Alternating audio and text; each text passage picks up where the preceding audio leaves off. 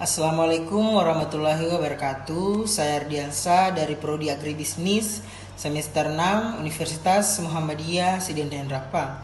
Baik, pada kesempatan ini saya akan menjelaskan tentang materi inovasi manajemen produk.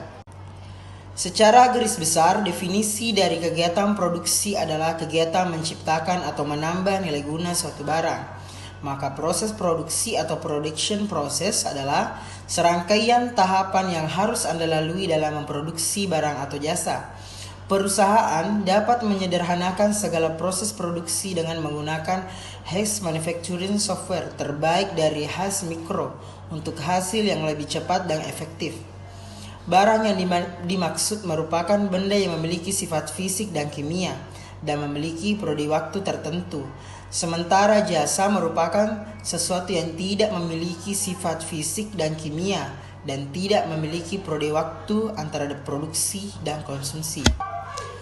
Terdapat beberapa tujuan dari tahapan produksi yang perlu Anda ketahui, antara lain memenuhi kebutuhan manusia dalam mencapai kemakmuran dari ketersediaan barang dan jasa.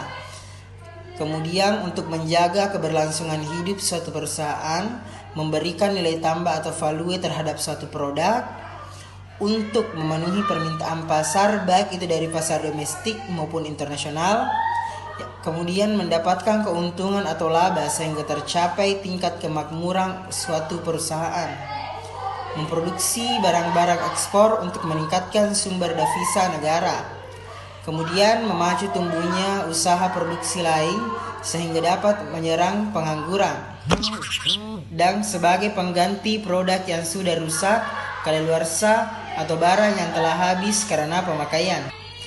Terdapat dua jenis karakteristik tahapan produksi berdasarkan prosesnya, yaitu 1. Produksi langsung, meliputi produksi primer dan sekunder. Produksi primer merupakan kegiatan produksi yang bahannya berasal dari alam secara langsung, misalnya pertanian, pertambangan, dan sebagainya.